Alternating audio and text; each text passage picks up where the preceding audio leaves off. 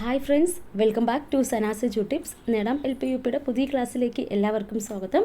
നമ്മൾ ഫിസിക്സിൽ കുറച്ച് study notes പഠിച്ചു. ഇനി കുറച്ചും കൂടി ഉണ്ട്. നമ്മുടെ SCERT സ്റ്റാൻഡേർഡ് 9 തരംഗചലനം എന്ന ഒരു ചാപ്റ്റർ ഉണ്ട്. അപ്പോൾ ആ ഒരു ചാപ്റ്ററുമായി ബന്ധപ്പെട്ട് അതിൽ ശബ്ദത്തിനുമായി ബന്ധപ്പെട്ടും ഇവിടെ തരംഗചലനവുമായി ബന്ധപ്പെട്ട ക്വസ്റ്റ്യൻസ് ഉണ്ട് കേട്ടോ. അപ്പോൾ ആ ഒരു SCERT നോട്ട്സും കൂടി കംപ്ലീറ്റ് ചെയ്ത് കഴിഞ്ഞാൽ നമുക്ക് ഈ ഒരു ടോപ്പിക്ക് ഇവിടെ വൈൻഡ് അപ്പ് ചെയ്യാം. ഓക്കെ അല്ലേ? അപ്പോൾ നോക്കാം, ഒരു 40 ക്വസ്റ്റ്യൻസ് ആണ് ഇവിടെ ഉള്ളത്. അപ്പോൾ നമുക്ക് ഓരോന്നായിട്ട് നോക്കാം കേട്ടോ. ഫസ്റ്റ് ക്വസ്റ്റ്യൻ നോക്കാം. കണികളുടെ കമ്പനം മൂലം മാധ്യമത്തിൻ്റെ ഒരു ഭാഗത്ത് ഉണ്ടാകുന്ന വിക്ഷേപം മറ്റു ഭാഗങ്ങളിലേക്ക് വ്യാപിക്കുന്നതാണ് എന്ത്? തരംഗചലനം എന്ന് പറയുന്നത്. ഇനി തരംഗങ്ങൾക്ക് ഉദാഹരണങ്ങൾ, എക്സാമ്പിൾസ് ഏതൊക്കെയാണ് ചോദിക്കുകയാണ്. ജലോപരിതലത്തിൽ രൂപം കൊള്ളുന്ന തരംഗം, റേഡിയോ തരംഗം, ശബ്ദ തരംഗം, പ്രകാശ തരംഗം എല്ലാം നമുക്ക് എന്ത് പറയാം? തരംഗങ്ങൾക്ക് ഉദാഹരണമായിട്ട് നമുക്ക് പറയാൻ സാധിക്കും. തരംഗങ്ങളിൽ സഞ്ചരിക്കാൻ മാധ്യമം ആവശ്യമില്ലാത്തത് ഏത് ചോദിക്കുകയാണെങ്കിൽ ഇതിന് റേഡിയോ വേവ്സാണ്, റേഡിയോ തരംഗമാണ്.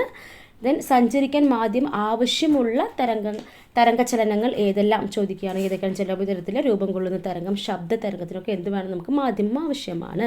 പ്രസരണത്തിന് മാധ്യമം ആവശ്യമായ തരംഗങ്ങൾ അറിയപ്പെടുന്ന പേരെന്താണ്? യാന്ത്രിക തരംഗങ്ങൾ, അതായത് മെക്കാനിക്കൽ വേവ്സ് എന്ന് പറയും. ഇനി യാന്ത്രിക തരംഗങ്ങൾ രണ്ട് വിധമുണ്ട്. ഏതൊക്കെയാണ്? അനുപ്രസ്ഥ തരംഗവും അനുദൈർഘ്യ തരംഗവും. മാധ്യമത്തിലെ കണികകൾ തരംഗത്തിൻ്റെ പ്രേഷണ ദിശയിലേക്ക് ലംബമായി കമ്പനം ചെയ്യുന്ന തരംഗങ്ങളാണ് അനുപ്രസ്ഥ തരംഗങ്ങൾ എന്ന് പറയുന്നത്. ദെൻ മാധ്യമത്തിലെ കണികകൾ തരംഗത്തിൻ്റെ സഞ്ചാരദിശയ്ക്ക് സമാന്തരമായിട്ട് കമ്പനം ചെയ്യുന്ന തരംഗം ഏതാണെന്ന് ചോദിക്കുകയാണ്. അതാണ് അനുദൈർഘ്യ തരംഗം എന്ന് പറയുന്നത്. ഒരു സെക്കൻഡിൽ ഉണ്ടാകുന്ന കമ്പനങ്ങളുടെ എണ്ണമാണ് ആവൃത്തി എന്ന് പറയുക. ആവൃത്തിയുടെ യൂണിറ്റ് എന്താണ്? ഹേർട്സ് ആണ്. വെരി ഇമ്പോർട്ടൻറ്റ് ക്വസ്റ്റ്യൻ ആണ്. ദെൻ പ്രകാശം ഏത് തരം തരംഗമാണ്? ഏതാണ്? അനുപ്രസ്ഥ തരംഗം. അപ്പോൾ ഇങ്ങനെ ഓർത്തത് പ്രകാശം പ്ര. അപ്പോൾ അനുപ്രസ്ഥ തരംഗമാണ് പ്രകാശം എന്ന് പറയുന്നത്. പ്രീവിയസ് ഇയർ ക്വസ്റ്റ്യൻ കൂടിയാണ്. അനുദൈർഘ്യ തരംഗത്തിന് ഉദാഹരണം ഏതാണ്? ശബ്ദം. അപ്പോൾ താഴെ തന്നതിൽ അനുദൈർഘ്യ തരംഗം ഏത്, അനുപ്രസ്ഥ തരംഗം ഏത് എന്നൊക്കെ എക്സാമിൽ ചോദിച്ചിട്ടുണ്ട്. അപ്പോൾ അനുദൈർഘ്യ തരംഗത്തിന് ഉദാഹരണം ഏത് ചോദിക്കുക എന്ന ശബ്ദം നമുക്ക് എക്സാമ്പിളായിട്ട് പറയാം. ഇനി പദാർത്ഥം ഏത് അവസ്ഥയിലായിരിക്കുമ്പോഴാണ് അതിലൂടെയുള്ള ശബ്ദത്തിൻ്റെ വേഗത കൂടുതലാവുന്നത്? ഖരാവസ്ഥ. അപ്പോൾ ഒരു ടേബിളും കൂടി പറഞ്ഞിട്ടുണ്ടായിരുന്നു SCERT. അപ്പോൾ അതും കൂടി ഒന്ന് ഓർക്കണേ. ഇനി ശബ്ദത്തിൻ്റെ വേഗത ഏറ്റവും കുറഞ്ഞ മാധ്യമം ഏതാണ്? വായുവിലാണ്. ദെൻ മിനുസമുള്ള പ്രതലത്തിൽ തട്ടുമ്പോൾ പ്രകാശ തരംഗങ്ങൾക്ക് ഉണ്ടാവുന്ന മാറ്റമാണ് എന്ത് പറയുക?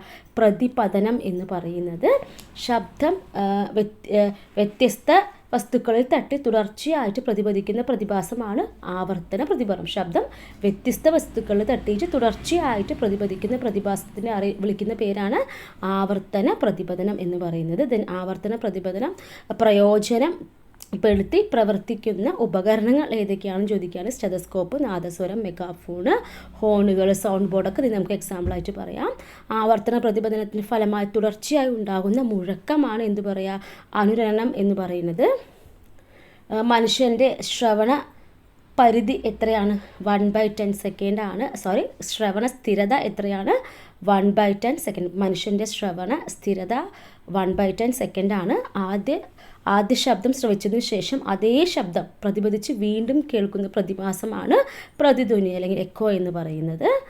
സിനിമാ തിയേറ്ററുകൾ ഭിത്തി പരുപരുത്തതായി നിർമ്മിക്കുന്നതിനുള്ള കാരണം എന്താണ്? പ്രതിധ്വനി ഒഴിവാക്കാൻ വേണ്ടിയിട്ടാണ്. മനുഷ്യൻ്റെ ശ്രവണ പരിധിയേക്കാൾ, അതായത് 20 ഹേർട്സിന് കുറഞ്ഞ ആവൃത്തിയിലുള്ള ശബ്ദ തരംഗത്തിന് പറയുന്ന പേരാണ് ഇൻഫ്രാസോണിക് എന്ന് പറയുന്നത്. അതുപോലെ മനുഷ്യൻ്റെ ശ്രവണ പരിധി, അത് 20,000 ഹേർട്സിന് കൂടിയ ആവൃത്തിയിലുള്ള ശബ്ദ തരംഗത്തിന് പറയുന്ന പേരെന്താണ്? അൾട്രാസോണിക് എന്നാണ്. ദെൻ അൾട്രാസോണിക് ശബ്ദം പ്രയോജനപ്പെടുത്തി ഇരപിടിക്കുന്ന ജീവി ഏതാണ്? വവ്വാൽ. അൾട്രാസോണിക് ശബ്ദം പ്രയോജനപ്പെടുത്തി ഇരപിടിക്കുന്ന ജീവി വവ്വാലാണ്. പ്രകൃതിയിലുണ്ടാകുന്ന ഏത് തരംഗങ്ങളാണ് ഭൂകമ്പങ്ങൾ, അഗ്നിപർവ്വത സ്ഫോടനങ്ങൾ എന്നിവയ്ക്ക് കാരണമാവുന്നത് ചോദിക്കുക. അതേതാണ്? സീസ്മിക് വേവ്സ് ആണ്. സീസ്മിക് തരംഗമാണ്. സീസ്മിക് തരംഗങ്ങളെക്കുറിച്ചുള്ള പഠനമാണ് എന്ത് പറയുക? സീസ്മോളജി എന്ന് പറയുന്നത്. സീസ്മിക് തരംഗങ്ങളെക്കുറിച്ച് പഠനം നടത്തുന്ന ശാസ്ത്രജ്ഞന്മാരെ എന്തും നമ്മൾ വിളിക്കും? സീസ്മോളജിസ്റ്റുകൾ എന്ന് നമുക്ക് വിളിക്കാം. ഇതിന് ഭൂകമ്പങ്ങളുടെ തീവ്രത നിർണ്ണയിക്കുന്നത് ഏതാണ്? റിക്ടർ സ്കെയിലാണ്. ഭൂകമ്പ ഫലമായി ഉണ്ടാകുന്ന സീസ്മിക് തരംഗങ്ങൾ ഏതെല്ലാം? എത്ര ടൈപ്സ് ഉണ്ട് നമുക്കറിയാം. പി തരംഗം, പ്രാഥമിക തരംഗങ്ങൾ അല്ലെങ്കിൽ പി തരംഗങ്ങൾ എന്ന് പറയും. ദെൻ ദ്വിതീയ തരംഗങ്ങൾ, ഉപരിതല തരംഗം, അങ്ങനെ 3 ടൈപ്പാണ് ഉള്ളത്.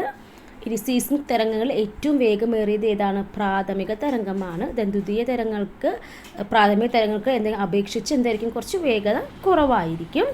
ഒരു ഭൂകമ്പ മാപിനിയിൽ ഭൂകമ്പത്തിൻ്റെ പ്രഭവ കേന്ദ്രത്തിലേക്കുള്ള ദൂരം നിർണ്ണയിക്കുന്നത് എന്തിൻ്റെ അടിസ്ഥാനത്തിലാണെന്ന് ചോദിക്കുകയാണെങ്കിൽ പ്രാഥമിക തരംഗവും ദ്വിതീയ തരംഗവും എത്തുന്നതിൻ്റെ സമയ വ്യത്യാസം അനുസരിച്ചാണ് ഡിസൈഡ് ചെയ്യുന്നത് കേട്ടോ, നിർണ്ണയിക്കുന്നത്. ഓക്കെ അല്ലേ? ഭൂകമ്പത്തിൻ്റെ അളവ് നിർണ്ണയിക്കാൻ ഉപയോഗിക്കുന്നത് ഏതാണ്? സീസ്മോഗ്രാഫാണ്. ദെൻ ഭൂകമ്പത്തിൻ്റെ ഫലമായി ഉണ്ടാകുന്ന 2 തരം ഉപരിതല തരംഗങ്ങൾ ഏതെല്ലാം ചോദിക്കുകയാണെങ്കിൽ ലവ് തരംഗം, റാലെ തരംഗമാണ്. ഏറ്റവും വേഗത കുറഞ്ഞ സീസ്മിക് തരംഗം ഏത് ചോദിക്കാൻ, അതാണ് ഉപരിതല തരംഗം എന്ന് പറയുന്നത്. ഏത് തരംഗങ്ങളുടെ സഞ്ചാരം മൂലമാണ് ഭൂകമ്പം മൂലമുള്ള നാശനഷ്ടങ്ങൾക്ക് പ്രധാന കാരണം ചോദിക്കുകയാണെങ്കിൽ അതേതാണ്? ഈ പറഞ്ഞ ഉപരിതല തരംഗമാണ് കേട്ടോ.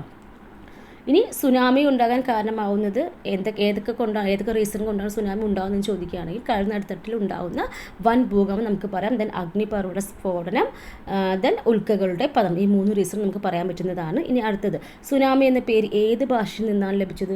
ജാപ്പനീസ് ഭാഷയിൽ നിന്നാണ് സുനാമി എന്ന പേര് വരുന്നത്. സുനാമി എന്ന വാക്കിന് അർത്ഥം എന്താണ്? തുറമുഖ തിരമാല എന്നാണ് അർത്ഥം വരുന്നത്. ഈ സുനാമി മുന്നറിയിപ്പ് സംവിധാനമാണ് ഡാർട്ട് സിസ്റ്റം അല്ലേ? അപ്പോൾ ഡാർട്ടിൻ്റെ ഫുൾ ഫോം പഠിക്കുക, deep ocean assessment and reportment of tsunami. അപ്പോൾ നമ്മൾ ഒരു 40 ക്വസ്റ്റ്യനും കൂടി നമ്മൾ SCERTയിൽ വരുന്ന എല്ലാം നമ്മൾ കംപ്ലീറ്റ് ചെയ്തു. അപ്പോൾ നിങ്ങൾക്കറിയാം SCERT പോർഷൻസ് നമ്മൾ കൂടെ തന്നെ കണ്ടിന്യൂ ചെയ്ത് പഠിക്കുകയാണ്. അപ്പോൾ SCERTയിലെല്ലാം നമ്മൾ ഒരുമിച്ചാണ് ഡിസ്കസ് ചെയ്ത് പോകുന്നത്. അതുകൊണ്ട് തന്നെ അതിൻ്റെ ക്വസ്റ്റ്യൻസ് ഞാൻ എപ്പോഴും ഞാൻ വേറെ തരുന്നത്. നമുക്കറിയാം SCERT അത്രത്തോളം ഇമ്പോർട്ടൻ്റ് ആണ്. അതിലത്തെ ക്വസ്റ്റ്യൻസും അതിൽ എവിടെന്നെങ്കിലൊക്കെ നമുക്ക് ക്വസ്റ്റ്യൻസ് ചോദിക്കാൻ ചാൻസ് കൂടുതലാണ്. അതുമാത്രമല്ല നമ്മുടെ സിലബസുമായി ബന്ധപ്പെട്ട് വരുന്ന ടോപ്പിക്ക് തീർച്ചയായും പഠിക്കണം. ഇതുപോലെ അരിച്ചു പേർക്കുള്ള ക്വസ്റ്റ്യൻസ് എല്ലാം നമുക്ക് നോക്കണം കേട്ടോ. അപ്പോൾ അതുകൊണ്ടാണ് നമ്മൾ ഇത്രയും നോട്ട്സ് തരുന്നത്. വൃത്തിയായിട്ട് തന്നെ പഠിച്ചു പോവുക കേട്ടോ. അപ്പോൾ ക്ലാസ് ഇഷ്ടപ്പെട്ടാൽ ഒന്ന് ലൈക്ക് ചെയ്യുക, നമ്മുടെ കൂട്ടുകാർക്കെല്ലാം ഷെയർ ചെയ്ത് കൊടുക്കുക. നമ്മുടെ ചാനലിൽ ആദ്യമായിട്ട് കാണുന്നവരുണ്ടെങ്കിൽ പ്ലേലിസ്റ്റ് നോക്കുക. നമ്മൾ കുറേ ക്ലാസ്സസ് എല്ലാം ചെയ്തിട്ട് കൂടെ തന്നെ പഠിച്ചു വരിക. Keep watching all. Thank you.